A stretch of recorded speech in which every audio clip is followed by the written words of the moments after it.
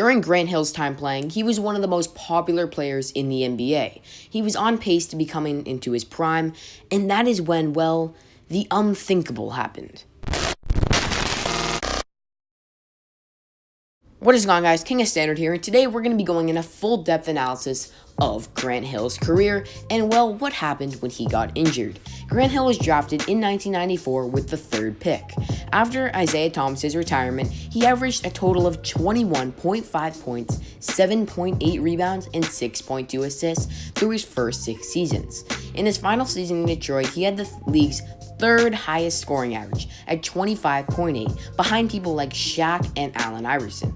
At 27, it's an exaggeration to say Hill was LeBron James, but he was really coming close to that. Things fell apart for Hill as he approached free agency in 2000. He broke his ankle in the Miami playoff season.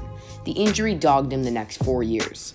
After signing a $92 million contract with the Magic, Hill played 57 games in 4 years, sitting out the entire 2003 to 2004 season. I don't think anybody really knows that he started to have ankle problems by the end of the 1999 to 2000 season, maybe about mid-March. He said he was unable to go out and play. He still played well, and he was getting a lot of treatment, but it was certainly bothering him. As he got closer to the end of the season, his ankle was really getting worse. He was missing practice to the point where he had a nationally televised game against Philadelphia, and he just pulled myself.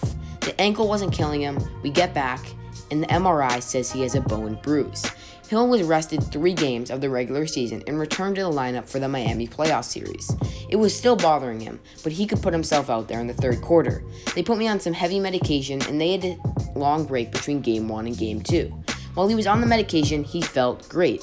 Obviously, it was just masking the pain. He went out and played Game 2 and felt a pop in the 2nd quarter. Continued the 3rd quarter, and he couldn't go on. He found out that it was broken. He said everything was fine, and that the team doctors were questioning whether it was really hurting, thinking he was soft or whatever. This was, well, far from the truth. Many think that he was just doing this to impress the staff and say that, well, he wasn't a soft player and that he was tough. But this is far from the truth. He actually did have an injury, and he wanted to play for the Detroit Pistons. He wasn't trying to prove anyone his toughness, he was just trying to win. His pursuit of victories led him to a team with Tracy McGrady in Orlando. He had plenty of surgery on his ankle in May. He visited Orlando in July while still needing the help of crutches. He signed a contract in August. By Labor Day, the Magic had him participating in pickup games.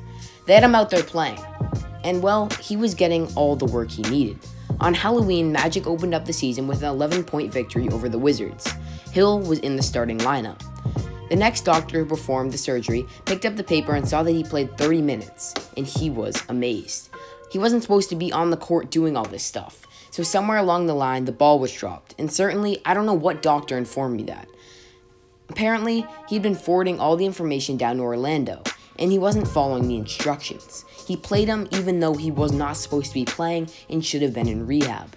It was too late. What should have been a 6 or 7 month recovery before he gets in the court to play was on the court in 3 or 4 months.